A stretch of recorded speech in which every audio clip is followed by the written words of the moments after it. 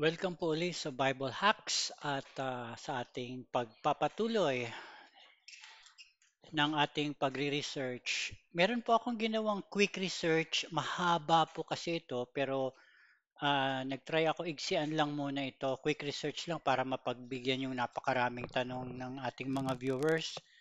Medyo maraming tanong po. Pasensya na kayo sa iba ha, first in first out ko tsaka pinag-combine ko na lang yung tanong na halos pare-pareho lang para matapos agad tayo dahil kung isa-isahin ko per person, aabutin tayo ng taon hanggang sa mamatay na ako. Hindi tayo matatapos.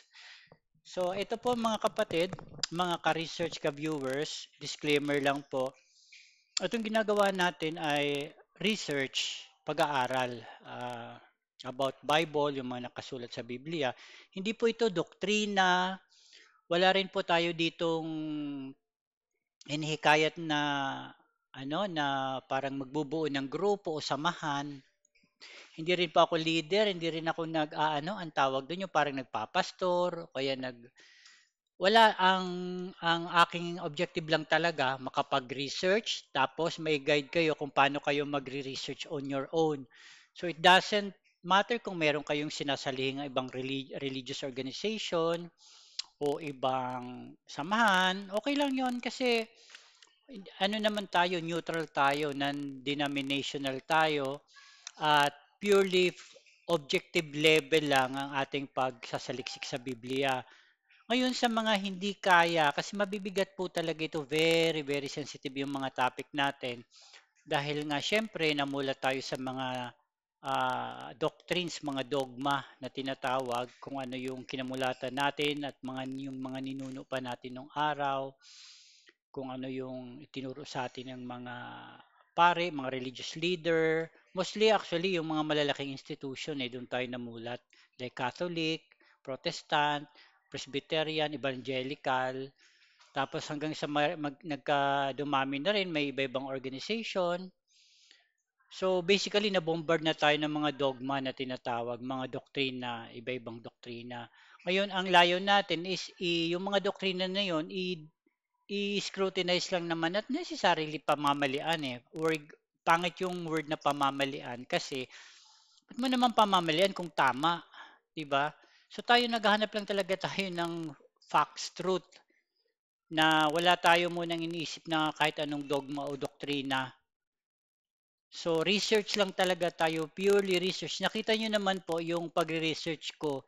Very regardless kung may magalit, may hindi magalit, may aayon, hindi aayon. Basta kung ano lang, yun lang, kung ano lang lalabas, yun lang sinasabi ko. Um, Ayoko mag-ano ng sarili ko na ilalabas ko para may gusto akong ilabas. Hindi. So, ngayon mga kapatid, yung mga hindi kaya, ay recommend, wag na kayong tumuloy dito sa pagre-research kasi ang isang researcher, ano, kailangan talaga wala siyang bias, wala muna siyang iniisip, masakit man sa kalooban ko yun ang lalabas sa research niya o sa investigation niya, kailangan niyang tanggapin. Pero although hindi naman talaga natin pinapatanggap. Ito, bali guide lang ito sa inyo mga kapatid. Kaya ito, gagawin ko ngayon, quick research para yung ibang mga baka may mga butas-butas, di fill in the gaps, kayo na ang mag-research. Makita nyo rin naman yon. Meron din naman po kasi akong long version nito, medyo mahaba lang. Eh ayaw ko naman ng sobrang haba. Tsaka maganda rin yung may ganito, nag-iisip kayo. At nagpapasalamat nga po ako sa Diyos kasi ang dami ng mga kapatid na nag-chat sa akin. Mas marami kaysa dun sa galit eh. May mga galit talaga, minumura ako. Yung iba galit na. Yung iba nga, di ba? Inaaraw-araw ako eh. Pero mas marami yung kapatid na nagsasabi na tuloy nyo lang yan. Hindi naman ako naniniwala sa lahat ng findings mo, Doc J.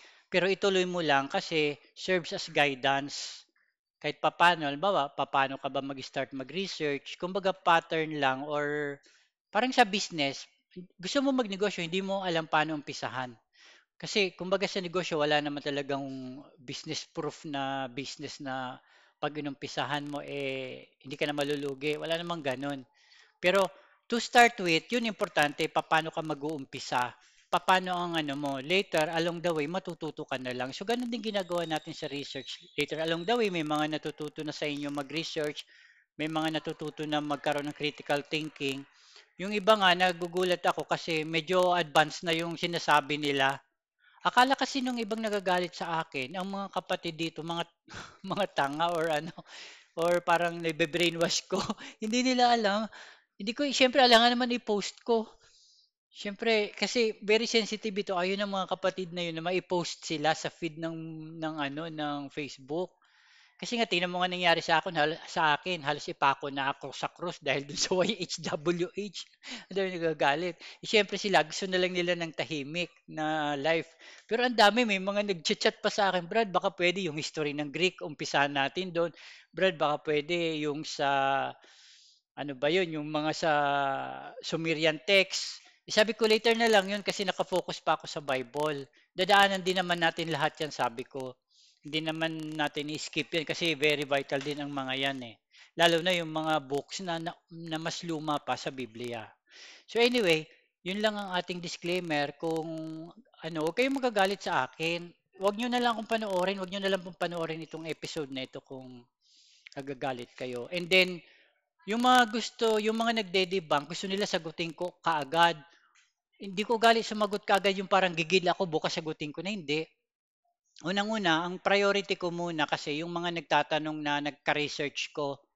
Kasi aligned sila, may research din silang sarili. And then, gusto nila i-verify din hindi nila sa akin, yung iba hindi nila sinasabi. Gusto nilang i-verify din sa findings ko. So, pina-prioritize ko yon. Pangalawa, hindi ko ugali kasi sagutin agad para lang masagot na, oh, mas tama ko. Hindi. Inaano ko yan, mga kapatid, nire-research ko maigi yan. Kaya nga yung isang topic ko, napansin nyo mo halos once a week lang ako mag-upload. Kasi yung isang topic, ino-scrutinize ko ng maigi. Hinahanap ko pa, whether masakit sa kalooban ko na malaman, hanapin ko pa rin kung ano ba talaga yung pinag-ugatan. Alam nyo ba, mga kapatid, bago ko inan yung kay YHWH, naghanap talaga ako ng mga ano para i-defense sa si YHWH. Ebidensya na siya talaga yung ama.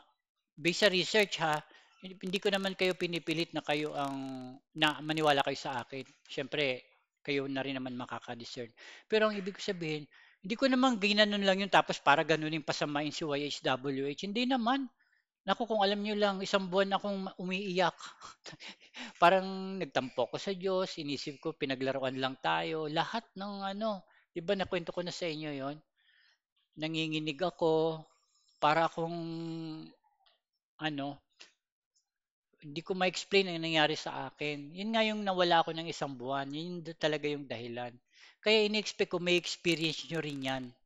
Pero ma-overcome nyo yan. Manalangin kayo sa Ama sa pamamagitan ni Kristo. Hiling nyo kay Kristo sa pangalan ni Kristo. Diretso na manalangin sa Creator natin. Awa ng Diyos, nakaano naman ako doon, na-overcome ko na yon. Tsaka alam naman ng Diyos, alam niyo mga kapatid, nakakatakot yung topic kay YHWH kasi lalabas na mumusong ka. Oh, 'di ba? Ay, napakaano nun. Napakabigat na ano 'yan. Eh kaso ako, na ano ko na, nakita ko na rin po kasi nag-aral din talaga ako ng maayos niya na walang biases. Hindi ko lang may discuss pa ng kumpleto kasi ubos sa oras natin. Pero later, mafi-figure out nyo din yan. Basta sabi ko nga ang tiwala sa Panginoong Kristo at sa Ama. Yun ang tiwala natin. Doon tayo dapat naka-anchor at naka-angkla. Anyway, umpisa na natin. Ang ating quick research topic for today ay Genesis Book of Creation. May mga tanong kasi si YHWH daw po ba yung creator? Totoo ba yung pre-Adamic race? Ano ba ang research findings nito? Maraming nagchat-chat na baka pwedeng i-research. I-research lang, not necessarily tama o mali, basta mag-come up lang with something na ma-research para may materials to start something with. So sabi ko, sige po. Ngayon, ang ating topic na ito is really derived from the following research questions. Yung mga kapatid, dito si Brad Rogel Baborlok, sabi niya, sino po gumawa ng tao? Bro, si YHWH po ba? Ayan. Kasi nga kaya naglabasan nitong question, mga ganitong tanong, dahil nung nag-topic na ako ng Elohim, YHWH, at YHWH versus yung Father, yung Ama. Kaya lumabas ito. And then, ito naman si Brad Paul Morales. Hindi po kaya si YHWH ay si Alan na ngayon? Parang pareho ng katangian eh.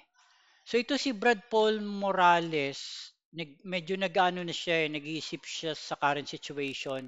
Ganito yung mga gusto natin, saka ito si Brad Rogel Baborluksin. Kumbaga hindi lang basta-basta yes na yes lang eh. Hindi sila nag-ano sa research ko na parang, opo, tama ka bro, parang oo lang ng oo.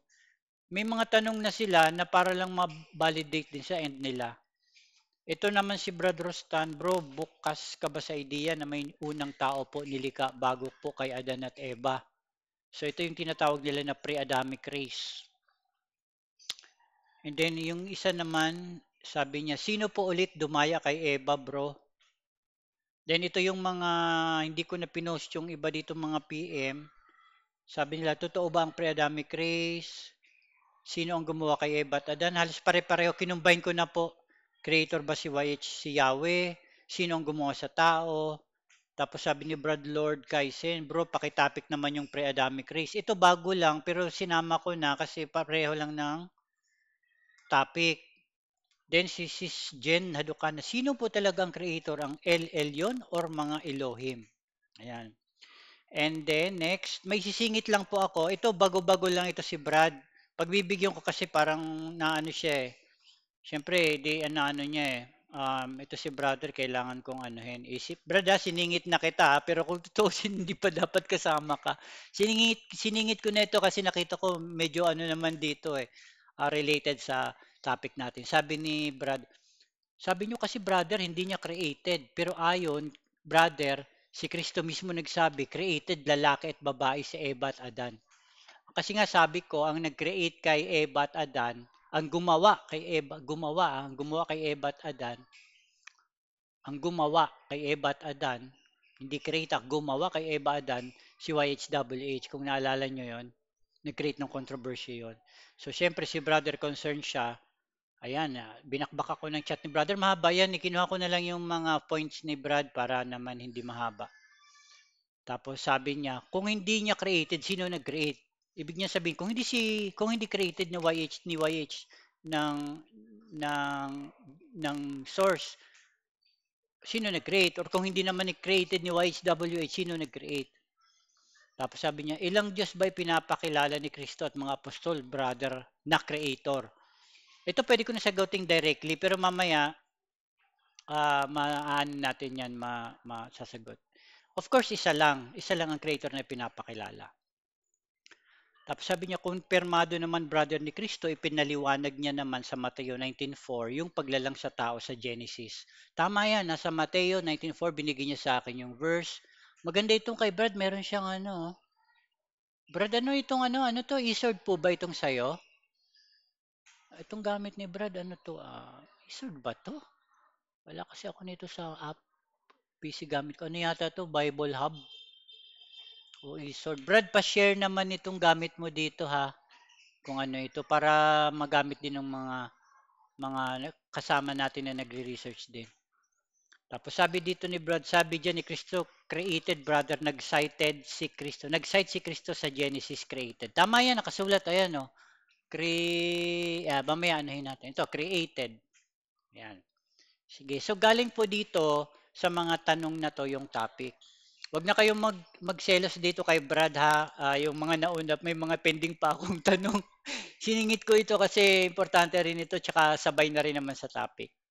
Okay, so puntahan natin yung sinabi ni Brad, Mateo 19:4. Basahin natin.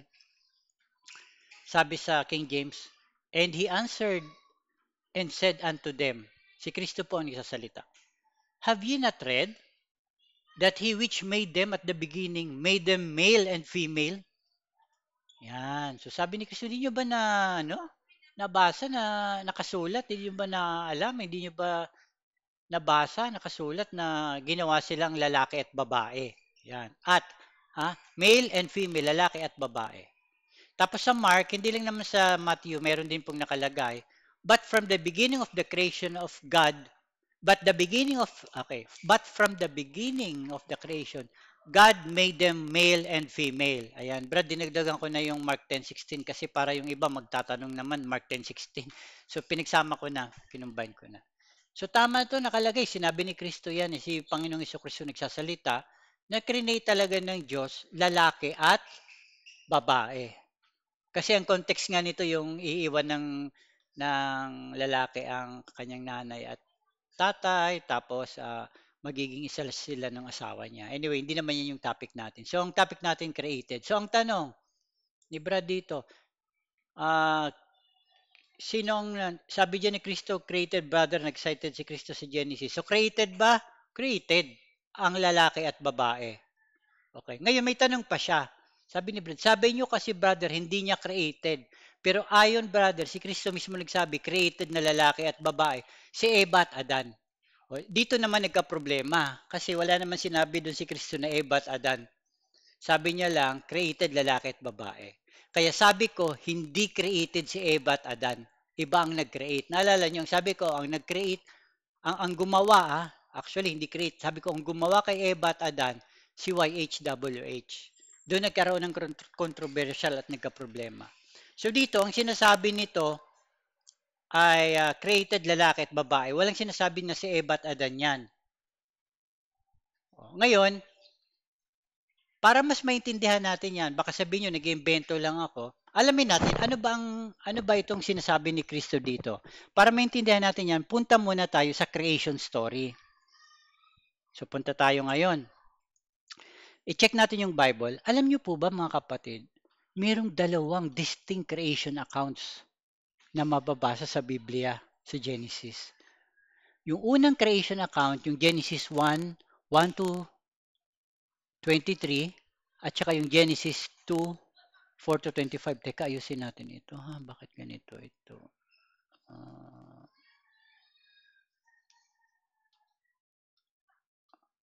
mali.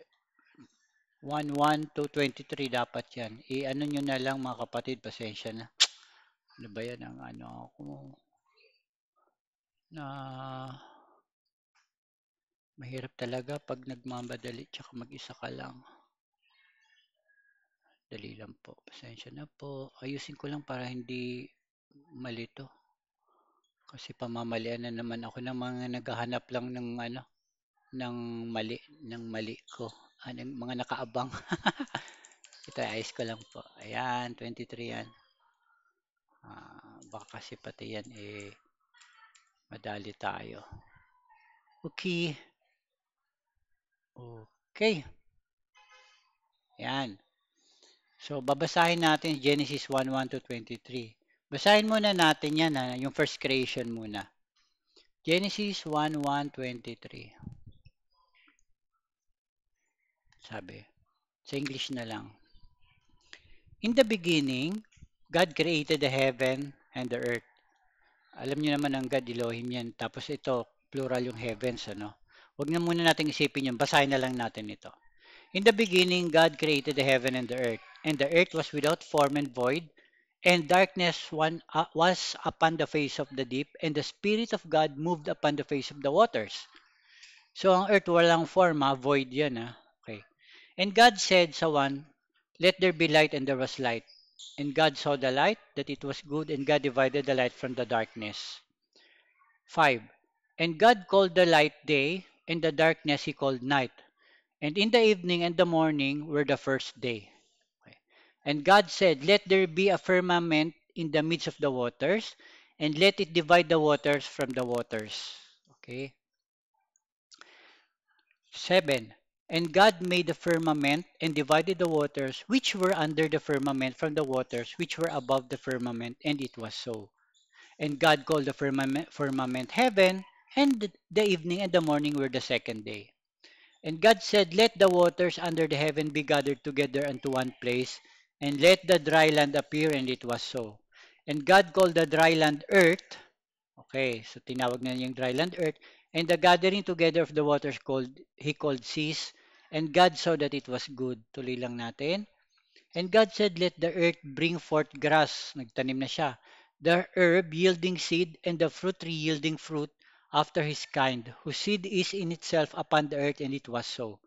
And the earth brought forth grass and herb yielding seed after his kind, and the tree yielding fruit, whose seed was in itself after his kind, and God saw it was good. And the evening and the morning were the third day. And God said, let there be lights in the firmament of the heaven to divide the day from the night, and let them be for signs and seasons and for days and years. Mahaba pala ito. Basahin niyo na lang ha. So, yan yung first first account. Hanggang ano yan? 3. Thus the heavens and the earth were finished, and all the host of them, and on the seventh day God ended his work which he had made, and he rested on the seventh day from all his work which he had made. And God blessed the seventh day and sanctified it, because that in it he had rested from all his work which God created and made. Ayan. Yan yung unang creation account. Okay? Yan ang first creation account. Punta na naman tayo sa second creation account. So second creation account, sabi naman dito, ito. These are the generations of the heavens and of the earth when they were created. So sabi, ito yung ito yung sequence, sabi niya generations. Tingnan natin ibig sabihin ng generations. Family history, generations, birth, descent, sequence, descent. That's family, yung pagkasunod-sunod history. Okay? Sabi niya dito, these are the generations of the heavens of the earth when they were created in the day that the Lord God made the earth and the heavens. Lord God. So, hindi na yan God. Lord God na yan. May Lord na. So, punta tayo dito. Ano ibig sabihin ng Lord? Lord, Lord, Lord. Lord is YHWH. Ayan ha. So, although, ito kasing Genesis 2:1, 2, 2, 3, dapat yan, karugtong yan ng 1. Malalaman nyo na karugtong yan ng 1 kasi makikita nyo dito God lang, walang Lord God. God, God, pati dun sa 1 makikita nyo God lang lahat dun. God, God, God, God, God, God, napakarami puro God, God, God, walang Lord God. Sa 2, ito na yung 2, ito yung second account, malalaman mo yung second account kasi may nakalagay na Lord God. Okay? So, ito na yung second creation account. Sabi niya, ayan, sabi niya, and every plant of the field before it was in the earth. So wala pang mga plant, wala pang earth. Kasi bakit? Hindi pa pinapaulan daw ni Yahweh. Kasi bakit niya hindi pinapaulan? Bakit walang herb? Walang mga puno? Bakit? Kasi hindi niya pinapaulan. Bakit? Kasi walang tao, wala pang tao na magtitil ng ground. Ano ibig sabihin ng till? Till, till, till. Till, till, till, till, till. To serve, enslave, keep bondage, be bondage, service, dress, ear, husband. Labor, wala pang magle-labor, so wala pang magbubungkal. Wala nga namang magbubungkal, ba't kang maglalagay ng tanim, 'di ba? Wala kang parang walang magbubungkal, wala silang ma-enslave, walang parang slave, parang taga-bungkal, taga-till, wala. Okay, balik tayo. So kaya hindi niya muna ginawa. So ang ginawa na niya, no, later part, sabi niya, nagpalabas na siya ng mist sa earth and water the whole face of the ground. Okay. So dito kung napapansin nyo, may earth na dyan. Nagpalabas siya at inano niya dito, winoter niya yung earth. Okay. Teka, ano ba 'itong ibig sabihin ng made the earth? Yun, 2, 4.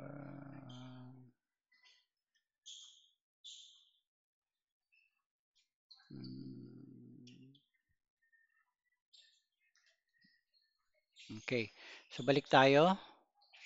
Sabi niya dito, and every plant of the field before it was in the earth, but there went up a mist. The Lord God, okay, so winoter na niya. Nung na-water na niya, no, syempre, may water niya, winoter na niya yung earth muna. Ang sumunod na sinasabi dito, si Yahweh formed man of the dust of the ground. Formed. Tandaan niyo yung word formed. And breathed into his nostrils the breath of life and became a living soul. Okay, formed ang ginamit. Ano ba yung formed? Form. Yan. To mold as a pattern. Kumbaga sa clay, hinulma mo. Okay, frame, fashion, make, pattern, purpose, earthen. Diba? To, Yan, ito, to mold into a form. So, ang word na ginamit dito, form, tatandaan natin yan kasi magkaiba yan sa create. So, finorm niya yung tao out of the dust. Then, sabi niya, hiningahan. Meron akong ano nito eh, yung mga una kong merong explanation nitong paghinga na breath of life and man became a living soul. Pagkatapos, si Yahweh nagtanim ng garden eastward sa Eden, sa Eden. Then doon pagtanim niya sa Eden eastward sa Eden, malaki pala itong Eden, eastward siya ng Eden naglagay ng garden. Doon niya nilagay ang tao. Ito si Adan, whom he had formed. Clear naman sinabi niya, doon niya nilagay yung tao na kanyang hinulma. Tapos, and out of the ground, galing naman sa ground, ginawa ng Diyos na na yung mga tree, mag-grow na. So, nauna si Adan bago magpa-grow ng tree. Okay? Nandun din yung tree of life and the tree of knowledge of good and evil. Nandun din. Then, yung river to the garden, basahin nyo na lang. Okay. And the gold of that land is good. There is bdellium and onyx stone. Yan. Mostly dinidescribe na niya yung Garden of Eden, yung east side. And then, yun na nga, kinuha na ng Diyos yung tao at nilagay siya sa Garden of Eden para uh, ayusin. Hindi to dress it up and keep it. Hindi to dress ni Adan para i-dress yung garden, para pagandahin yung garden, saka i-maintain. Tingnan natin yung sa Tagalog. Upang kanyang alagaan at ingatan yung garden ng Eden, yung halamanan ng Eden. Yan. Kiki. Balik tayo. And the Lord commanded the man saying of every tree. So, ito yung ito na yung kinukuman niya si Adan na wag kumain, wag kainin yung And then, pinangalanan namin yung mga animals, asan na ba? Ito, and 19, and out of the ground, galing uli dun sa dust, sa ground, sa lupa, ginawa naman, finorm naman ni Yahweh yung mga beast of the field, beasts, mga hayop, pati yung sa langit na lumilipad. And then, inano niya kay Adan, dinala niya kay Adan para pangalanan. Kaya naman pala, kaya pangalanan ito ni Adan kasi mga hayop lang ito sa loob lang ng Eden, ng Garden Eden. So every living creature na nandun, pinangalanan ni Adan. Yan, so siya nagpangalan. Pero sabi nga ng Diyos, walang katulong si Adan. So sabi pinatulog ni Yahweh si Adan, anesthesia. O, ikukot na naman ako sa word na anesthesia. Nag-analogy lang ako, masyado itong mga bashers natin eh. So, pina-deep sleep niya and he slept and then he took one of his ribs and closed up the flesh instead thereof and the rib which the Lord had taken from a man made him a woman and brought her into the man. So, nagkaroon na ng Eva. So, galing sa rib ni Adan. Galing doon, na-create na siya. Ayan. Okay? So, magkaiba yon. Magkaiba story eh. Kasi alam mo kung bakit magkaiba story. Mamaya, tuloy natin tong next. Tingnan natin yung unang creation. Hindi na natin binasin masyado kasi familiar tayo dun eh. Yung Genesis 1 to 23, ang order of creation doon, light, darkness, sky and waters, land, seas and vegetation, sun, moon and stars, fish and birds, animals and humankind, male and female together. Sabay ginawa ang lalaki at babae. At wala rin pangalang Adan at Eva na na-mention. Sa Genesis 1, verse 1 to verse 23. Basahin nyo, i-research nyo ito. Baka mamaya may tinanggal lang ako, di ba? Basahin nyo na lang. So, ang focus creation of the cosmos, ibig sabihin from formless void to unordered world. So, void, di ba na natin void? Void nung una. And then, yung humanity, yung male and female, create niya sabay sa God's image. So 6 days. So ang purpose ng humanity kaya ginawa ng Diyos doon sa unang creation account to rule over creation. Be fruitful and multiply. Yan yung purpose kaya ginawa ang tao dito, sabi, no. Yung based dito sa mag-rule over dominion over sa mga hayop, sa mga create, and then magbubunga at magmultiply. Okay? So God created man in His own image, in the image of God, He created him, male and female, He created them. Ito pala yung sinasabi ni Kristo na, and He answered and said unto them, have ye not read that He which made them at the beginning made them male and female? Ito pala yung Genesis 1:27, yung first account ng creation. He created them male and female. Yun din yung nasa 16 ng Mark. Made them male and female. Kaya nga walang mention ng Adam and Eve. Okay? So sana resolve na yan. So created. So may creator. May creator. Ito yung create niya. Yung tao. At ito yung sequence. Okay? Ngayon, dun sa pangalawa, tingnan natin yung second creation. Bigyan natin naman to ng focus. Ang ginamit na Diyos, ang emphasis sa creation na second creation, ay yung YHWH. Okay, YHWH. Ang order ng creation niya, basahin nyo na lang ulit. Hindi ko na babasahin kasi ang haba. Ang order ng creation niya, may earth and heavens, then may mist and water na pinaspring siya, then yung man, si Adan, formed from dust. Hindi niya created, actually formed, hinulma. Okay? Hinulma, hindi created. Okay? Kailangan tandaan nyo ha. And then, saka siya nagtanim sa Garden ng Eden. Yun yung sequence. Double check nyo na lang po yung sequence. Then, nagkaroon ng trees, including the tree of life and tree of knowledge, yung binasa natin kanina. Then, out of the ground, form yung animals. Hindi rin created, form. Galing sa dust, galing din sa clay, or galing sa putik, o galing sa lupa. Tapos, pinangalanan ito ni Adam. Tapos, later na create si babae, si Eve, after magpangalan ni Adam, kasi nga nakita na kailangan ng katulong ni Adam. So, pinatulog si Adan, kinuha yung rib, then out of the rib, form ang nakalagay lang dito created, pero form yan, di ba? Balik tayo, form, baka, ay, not kata,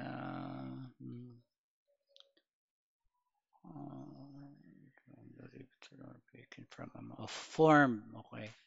Wala palang form dito na sinabi sa woman.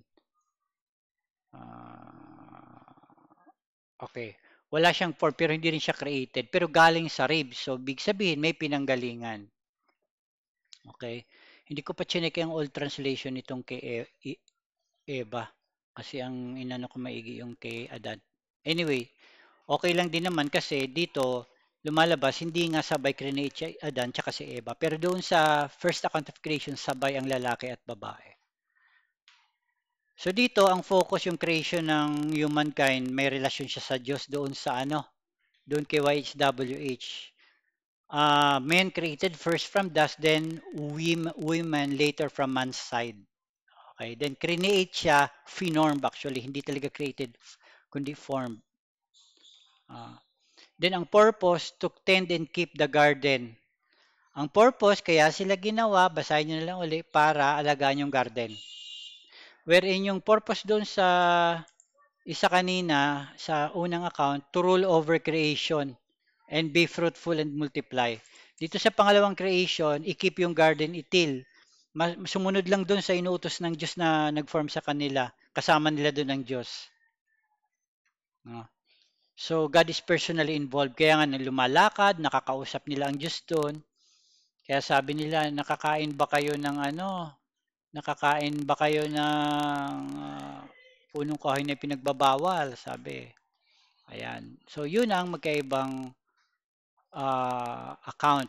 Ngayon, sabihin, Doc J, pareho lang yan eh. Ano lang yung pangalawang account na kinikwento mo, dinitalye na. Paano yung dinitalye? Magkaiba nga ng sequence. Basahin nyo na lang ulit. Huwag kayo sa akin magalit. Basahin ulit. So then, yun nga, the Lord God formed. So formed. Yung Lord Jehovah. Formed the man of dust from the ground. So galing sa dust. Yan. Wherein doon sa unang creation, created talaga.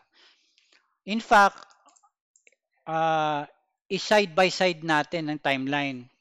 Side by side, ito yung unang creation, ay, unang account ng creation. Ito po yon Genesis 1, 1, 2, 3 na Elohim ang nakalagay. Then dito naman yung si YHWH na Elohim. Ito yung YHWH na nag-create na sinasabi na may create. Siya yung gumawa kay Adam and Eve. So before creation, doon sa unang account, walang earth, void, wala. Pero dito kay YHWH, yung creation niya, may earth na, no? Wala lang shrubs, walang rain. Kasi wala pang tao raw na magtitil sa ground. Dito sa unang creation account, day 1, gumawa ng ilaw, ng light, separates day and night, create the sky, dry land, sun, moon, stars, fish and birds. Then, day 6, part 1 yung animals. Okay. And then, humankind na yung ginawa niya yung lalaki at babae in God's own image and likeness and binigyan ng dominion. Where dito naman kay YHWH, si Adam formed from the dust of the ground. Oh, hindi siya create, hinulma siya galing na sa dust ng ground. So makita mo, may existing na earth, may existing na dust of the ground. Then, nagtanim na si YHWH sa Garden of Eden. Okay? Kasi after niya gawin si Adan, ayan nagano na siya nagplant, nagpatubo na ng puno. Now dito naman sa first account on the 17 naman Sabbath rest, tapos dineclare ng creator dito na everything declared is good, magbuti. Okay? Dito naman animal is formed. So, after ma-create yung mga plants si Adan, hinulma naman yung animal. After ma-form si Adam, finorm naman yung mga animal. And then pinatulog si Adan, saka create si Eva galing sa ribs. Okay, so dito makikita mo, hands-on. Hands-on dito si YHWH, yung Diyos dito, hands-on. God forms, humuhulma, breathes, plants, speaks directly, nakikipag-usap directly. Pero dito, wala kang mababasa na create. Puro form. Walang create dito sa na ito. Yung si Adam, hindi create, kundi hinulma. Si Eva, hindi create, kundi hinulma. Yung mga hayop, hindi create, kundi hinulma. Pero dito, create. Okay? So, ito ang visual structure na summary ng timeline. Nung Genesis 1 versus Genesis 2 na magkaiba ng timing ng account ng creation. Hindi sila magkapareho. Okay? Now, ano yung mga contrast sa key contrast and insight? Anong makukuha natin dito? Dito si Elohim, pinapakita dito yung power niya, kapangyarihan niya sa sovereignty. Dito si YHWH, kumbaga relationship niya doon sa kila Adan at Eva. Nakakausap niya personal ang labas eh. Tsaka may agreement sila, may covenant. Okay? From yung perspective dito sa Genesis 1, universal, creator, cosmic, bago pa i-create ang earth. Kirenate niya muna yung cosmic. While dito sa Genesis, personal, local, Eden lang yun. Eden, tsaka out of the dust. Yung created. Ang form, finorm ni YHWH. Ang sequence magkaiba rin. Sa 1, plants, animals, man and woman. Dito kay Genesis 2, kay YHWH, si Adan muna, yung tanim, animals, then saka yung woman. Dito kay nauna yung hayop, dito sa unang account ng creation. Okay, ano pa pinagkaiba nila? Sa unang account ng creation, kinikreate ng Diyos doon sa pamamagitan lang ng salita. Sabi niya, let there be light. Let there be ganito. Let there be ganyan. Teka, kalitan tayo sa let there be ko. Oh, yan. Let there be light. Let there be firmament. Uh, let the waters under. Salita lang yan pinapang-create niya. Let the earth bring forth grass. Ano pa? Let there be lights in the firmament of heaven. Let them be for lights. Uh, God created yung mga hayop, create niya, hindi niya hinulma. Create niya. Let the waters, mga ganon. So, alam niyo na siguro ibig ko sabihin. So, dito, let. Divine speech sa salita niya. Bumubuhay siya sa pamamagitan ng salita. Ito, kay Genesis 2, yung isang creation, create dito ang tao, tsaka yung mga hayop from dust, by hands and breath, yung hininga. Formed, finorm, form. Okay? Hindi create, form. So, ang human role dito, create nung Diyos sa unang creation, ang role ng tao ay rulers of creation, sila magdo-dominate, dominion, magpalaanakin, dumami. Let them have dominion over the mga animals sa earth. While dito naman sa Genesis 2, sa isang creation account, second creation account, caretakers of the garden. Kasi wala pang nun, walang magtitil, kaya hindi pa create si Adan. Tapos finorm niya si Adan para may mag-take care na ng garden ng Eden. Doon talaga sila ginawa si Adan tsaka si Eva, specifically ang purpose sa Garden of Eden, hindi sa earth globally. Sa Garden of Eden lang talaga sila. Para i-take care nila yung garden. Basahin nyo na lang po, nandoon. Then ano pa pinagkaiba yung gender creation? Male and female together create. Ito yung sinasabi ng Panginoong sa Kristo. Kaya ang tinutukoy ni Kristo doon na creation, itong Genesis 1, hindi itong Genesis 2. Kasi sa Genesis 2, after na lang na-create ang babae si Eva, after na lang na-create after ma-create si Adan. Okay? Pinatulog si Adan, kinuha na ng rib. Ito sabay create. Then, in terms of distance, gaano kalapit, in terms of physical ang pinag-usapan, yung creator doon, hindi mo nakikita, majestic creator siya eh. Itong sa Genesis 2, yung nag-form ng tao, malapit, nakakausap nila, naglalakad, kasama yung tao si Adan. Tapos, ang symbolic dito sa 1, yung 7-day order. Dito naman sa Genesis 2, yung tree of life, tree of knowledge, yun yung in-emphasize doon. Diba? Kaya yun yung main doon na pinag-uusapan. Yung si Eva, si Adan nagkasala, pinalayas. Ayan. So dito nakita nyo na magkaiba talaga. Ngayon ano ang ibig sabihin niyan? Anong pinaka-key difference talaga? Yung sa first creation, account of creation, created out of nothing. Nakita nyo po ba ito? Created dyan out of nothing. Teka lang. Created out of nothing. Paano ko ba ito i-highlight? Hindi ko ma-highlight. So, created out of nothing. Tapos salita lang, and God said, at nangyari. And God said, at nangyari. At sinabi ng Diyos, at nangyari. So, God speaks light, heaven, earth, life, humanity into being through His word. So, salita niya nagkaroon lahat. Sa 2 naman, yung kay YHWH, hindi creation out of nothing, but formation from existing materials. So, yung man, si Adan, formed from the dust of the ground. Pre-created na ito. Kumbaga, nandun na yung mga ingredients sa component. Ready na. Then, yung garden, plinant na sa Eden. Naka-ready na yung Eden. Ilagay niya sa east side, di ba?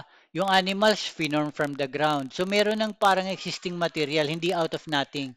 Then, yung women, si Eva, galing sa rib ni sa side, sa rib ni, sino to? Adan. So, meron ng mga, kumbaga sa ingredients, ready na. May ingredients na para mag-come up ng something. Wherein ito, out of nothing talaga to. Yung first creation. So I hope na determine nyo na yung difference ng dalawa. And kung hindi pa kayong konbinsido, actually kasi minadali ko lang ito ay quick research. Marami pa itong patunay, marami pang ibang mga malalalim na explanation dito. Pero I think ito sapat na muna sa ngayon para hindi tayo masyadong mahaba. Okay. Now, tanong, punta na muna tayo sa tanong. So sa tanong pala muna ni brother sino yung sinasabi ni Kristo? Sabi ni Kristo kasi nag-create eh. Oh. So hindi si Eva at Adan ang dito ang sinasabi ni Kristo. Ang sinasabi ni Kristo dito yung ah, lalaki at babae na create sa first account ng creation. Okay? Kung hindi niya created si Eva at Adan, ito yun, di ba? Sabi hindi created. Teka, mali itong ano ko. Sabi ni Brad, kung hindi created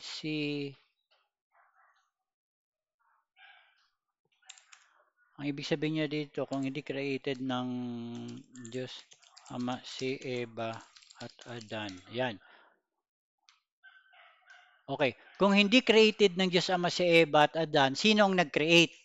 Ang hindi siya create, finorm siya ni YHWH. So ang sagot dito si YHWH.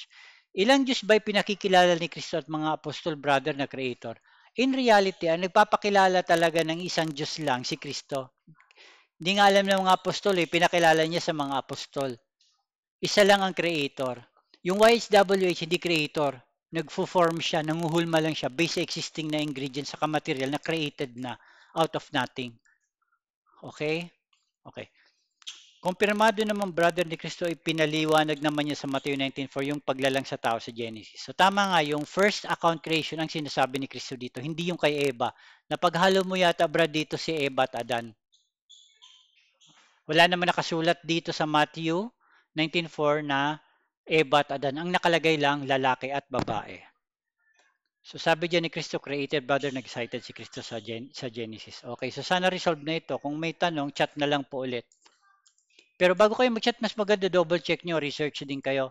Kaya inigsian ko na ito kasi naglagay ako ng room for further research. Ayan, so sana clear na yun ha. High level answer to a high level question. Now, next, may tanong pa. Hindi po kaya si YHWH ay si Alan na ngayon? Parang pareho ng katangian. Tanong ito nung Brad Paul. So, compare natin. Pasensya na kayo, hindi ko na masyadong i-discuss pinakadetalye ng Quran ha. Ang gagawin lang natin, ito yung first account ng creation sa Bible, second account ng creation ng Bible. Ito naman yung Quran or Surah. Itong makikita nyo dito na column. So, pagtatapat-tapatin lang natin siya. Okay. So dito, ang pinagkaiba-iba nila, ang Genesis 2, YHWH, tsaka yung Quran ni Allah, meron din silang yung parang serpent na na nag-deceive kay Eva tsaka kay Adan. Si Satanas naman sa kanila. Yun din yung paniwala, 'di ba, natin dito, si Satanas. May garden din sila, 'di ba? Pero dito, walang garden na sinasabi sa first account of creation. Ito yung binabanggit ng Panginoong Kristo.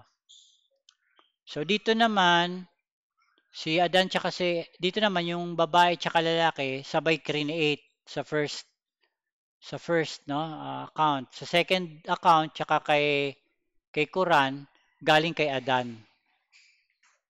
Okay. And then yung purpose nila, si Allah para i-worship siya, magpasakop kay Allah. Sa Quran. Dito, ganun din, obey God's commands of second. So, halos pareho sila. And then, creation of man, si Adan, formed from dust. Dito naman, ang tao ay from clay and mud. Pareho lang naman yan, dust, clay, mud. Allah breathes of His Spirit. Ito yung mga surah 15, 26, 29. Double check nyo na lang. Okay. So dito naman, earth shape, mountains, heaven. So may earth na. Earth ang nauuna sa kanila. Where dito sa sa first account creation, ilaw muna. Ilaw muna. Dito nagumpisa sila sa land, sa earth agad.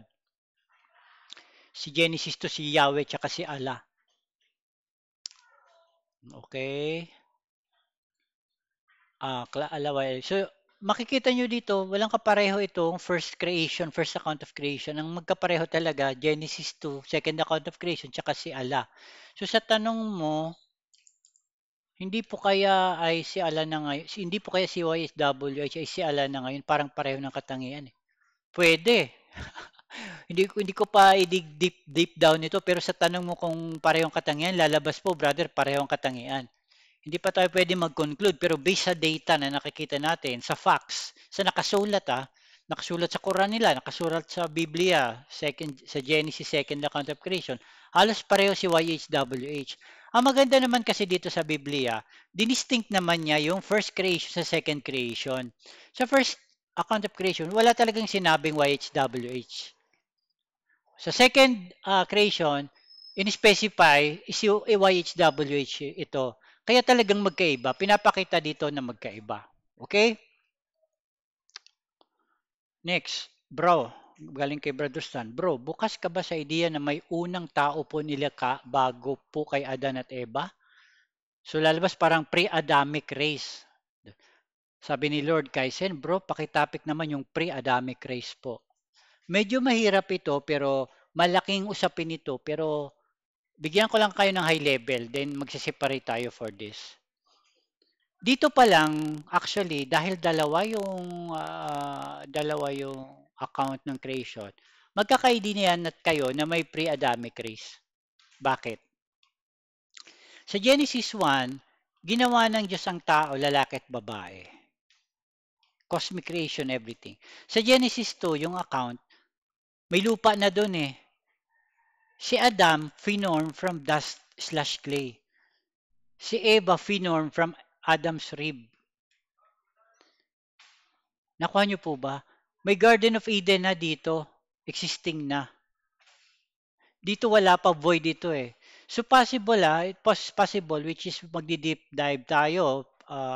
High level lang ito. Magdi-deep dive tayo later on. Pero sa tanong nyo, possible ba? Possible talaga yan. Possible origin itong pre-Adamic race kasi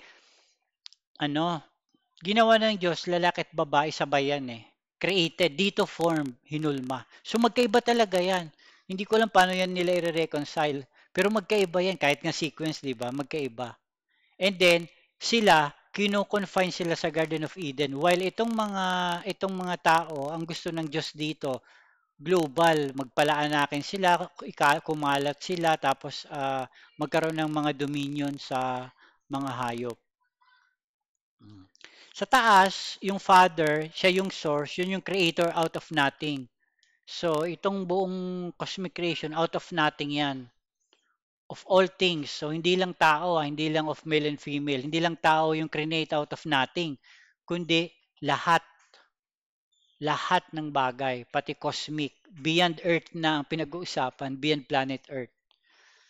So, yun yung create ng Ama. Yan yung pinapakilala ni Kristo.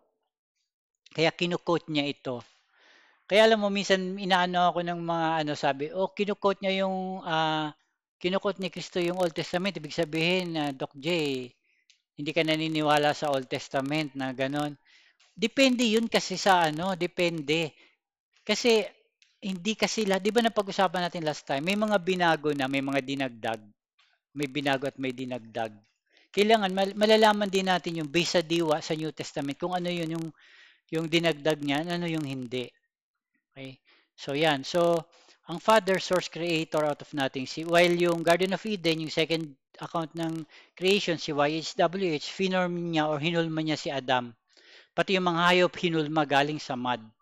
Nag-set up ng Garden of Eden. So creator siya pero out of the existing created things. Actually, ang tawag sa kanya hindi creator eh. Nakalimutan ko yung isang term.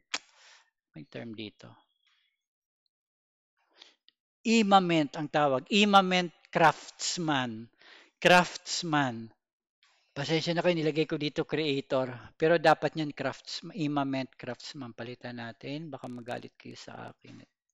Gamitin laban sa akin na ang hinahanap lang ay mapamalian ako. Iayos na lang natin. Imament Craftsman. Nilagay ko lang naman yun na creator para wag magalit sa akin yung iba na nagagalit pag sinasabi kong hindi ano si ano, si YHWH. Hindi siya creator. Ayan. Ayan po. So yun ang tanong, ang yun ang sagot. Then yung lahi ng Israel, ito for further study, based dito sa high level na nakikita na natin. Kasi parang puzzle po ito na ikakabit-kabit natin. May lalabas na naman na next topic. 'Di ba? Like yung origin ng pre-Adamic race. Meron talaga, pero what happened prior to that? Bago nangyari yung Garden of Eden, may gap dito. Ano nangyari? 'Di ba? Ano nangyari? So, i-research natin 'yan. Tapos ito, lalabas ang lahi ng Israel tsaka yung mga nagkasanga-sanga galing dito kay Adan. Kung totoo itong Garden of Eden, Adam and Eve, which is nakasulat naman eh. So, i-assume natin totoo yan. Okay? Yan. So, tanong, next question, sino po ulit dumaya kay Eva? Siningit ko na ito kasi related naman eh. So, basahin na lang natin. Sa Genesis 3, sabi ng serpent dito, ano? Sabi, ano ba sabi sa inyo? Sabi kay Eva, sabi ni Eva, huwag mong kakainin, huwag mong hawakan or else mamamatay ka. Tapos sabi ng serpent, kasi ito yung serpent ang nandaya, di ba? Sabi ng serpent sa babae, ay hindi ka mamamatay dahil alam ng Diyos nung nag-form sa kanila na sa araw na kumain ka nun, hindi ka mamamatay. Kasi sabi ng Diyos, pag kumain ka sa araw na yun, mamamatay ka. Sabi nitong serpent, alam ng Diyos na pag sa araw na kumain ka, hindi ka mamamatay, kundi mabubuksan yung mata mo. Para ka magiging Diyos. Para kayo magiging Diyos, ikaw magiging kang parang mga parang Diyos. Malalaman mo, nakakaalam ng mabuti at masama. So kinain ng babae. Ano nangyari nung kinain? And the eyes of them both were opened. So tama yung sinabi ng serpent. Nabuksan yung mata nila. Hindi tama rin yung sinabi ng serpent na you shall not surely die, hindi ka mamamatay. Hindi naman sila namatay. Okay, at ito na nga, nadinig nila yung voice ni YHWH. Tandaan nyo, YHWH, Lord God, YHWH. Walang God na kaano dyan. YHWH lagi yung ano dyan. Sinasabi dyan. So, sabi ni YHWH said, narito, ang tao naging kagaya natin. So, sabi naman dito, magiging kagaya ka namin na Diyos. Sabi nung magiging kagaya ka ng Diyos, nakakalam ng mabuti at masama, sabi ng serpent. Anong sabi dito ni YHWH? Narito, naging kagaya na natin. Kasi ang kausap niya dito yung serpent eh. Inano ko na po, in-skip ko na 8, hanggang 8 lang ito, tapos ginump ko na sa 22. Basahin niyo na lang yung from 9 to 21, kasi kausap dyan yung pinapagalitan niya, yung serpent tsaka si Eva, Adan, di ba? So kausap niya yung serpent niya, sabi niya, narito, yung tao, naging kagaya na rin natin, na nakakalam ng mabuti at masama. So, sino nagsabi ng totoo? Si YHWH o yung serpent? Di ba yung serpent? In fact, ito sa 22, inamin naman ni YHWH na di ba? Inamin naman niya inamin na niya na naging kagaya na natin. So, hindi totoo yung sinabi niya na mamamatay. Nagsinungaling siya. Kailan ba ito? Creation ito eh. Una, the beginning. Kaya nga may mababasa sa Old Testament eh. Kayo sa inyong amang sa Diablo, sinungaling, buhat pa nung una. Ay, Papa, kakatayin nyo na naman ako sa sinabi ko eh. Buhat pa nung una, nagsinungaling na ito si YHWH. Hindi naman nangyari yung sinabi niya. Lahat ng sinabi niya, kabaliktaran eh. Ang nagsabi ng totoo, yung serpent. Diba? So, pero dahil ba dyan kaya pinalaya si Adam tsaka si Eva? Hindi. Hindi naman dahil dyan kaya sila pinalayas eh. Hindi rin naman sila dyan nagkasala eh. Na kasi nalaman nga nila yung mabuti at masama. Ibig sabihin, ngayon pa lang sila Ngayong ngayon pa lang nila nalaman yung mabuti at masama, di ngayon pa lang sila magkakasala. Kasi ang kasalanan naman pagsalangsang sa na sa ano, 'pag wala ka namang di mo alam yung aral, 'di ba? Kung ano mabuti at masama, wala ka pa namang kasalanan dun eh. 'Di ba yun naman ang turo sa atin theologically. Hindi mo naman alam eh, malay mo ba? Hindi yan ibibilang sa'yo na kasalanan. Eh ngayon lang naman sila nabuksan ng mata sa pagkaalam ng mabuti at masama. O ngayon, pag gumawa sila ng masama diyan, eh talagang kasalanan na, di ba? O eh bakit pinalaya sila? Dahil ba hindi nakinig kay YHWH? Basa natin, basahin kung bakit sila pinalayas. Tuloy lang. Umpisa natin ulit sa 22. And the Lord God said, Behold, the man is become as one of us, to know good and evil. And now, lest he put forth his hand and take also of the tree of life and eat and live forever. Therefore, the Lord God sent him forth from the Garden of Eden to till the ground from whence he was taken. So he drove out the man and placed at the east of the Garden of Eden cherubims and a flaming sword which turned every way to keep the way of the tree of life. Kaya pala sila pinalaya sa Eden. Kasi sabi niya, baka mamaya kumain sila ng punong kahoy ng buhay na walang hanggan. At baka sila ay mabuhay forever. Malalim ito. Malalim ito, malalim ito. Pero ang ganda nito i-discuss. Nalaman ko na po kasi ito eh. Nalaman ko na ito kaya hindi ako masyadong ano, relax na po ako. Ayan. So, kaya pala pinalayas, hindi naman dahil sa kung ano pa man. Ito si ano na nagsabi. Tagalog na nga natin, Tagalog. 22, Genesis 2:22. 2:22 ba yan?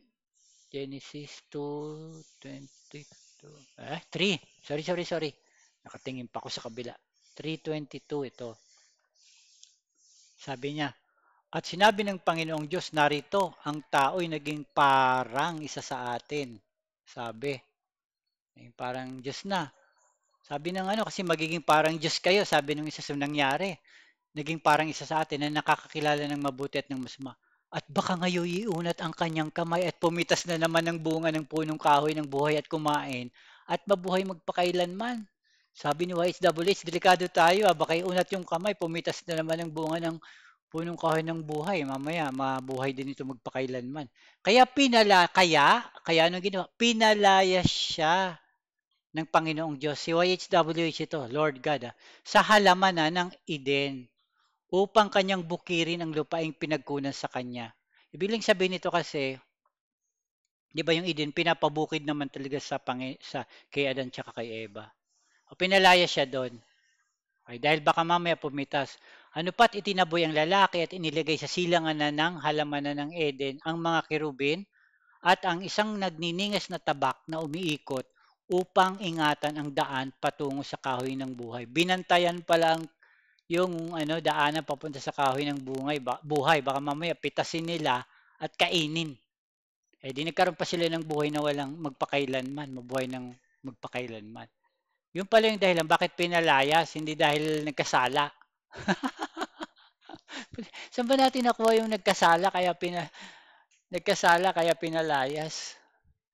Kaya pala pinalayas dahil dun sa baka mamaya kainin din nila yung ano, tree of life tapos mabuhay forever. Ayan. So ngayon, bahala na po kayo mga ka-research at tulong-tulong tayo sa pag-research. Kumbaga ako sa ano, umpisahan ko lang and then kanya-kanya tayong research. Then later mag-joint ano tayo, discussion ng mga nare-research natin. Huwag kayong magagalit. Yung ibang galit, huwag na kayong mag-research kasi pag galit kayo, mayroon na kayong preconceived idea. Mahirapan kayong mag-research. Hindi kayo makakapagbigay ng neutral na research, yung unbiased ba. Yan. So, hanggang doon lang tayo. Ano ang next topic siguro natin? Alamin natin ano? Saan ba nanggaling yung story ng Garden of Eden? Paano siya na-include sa Old Testament?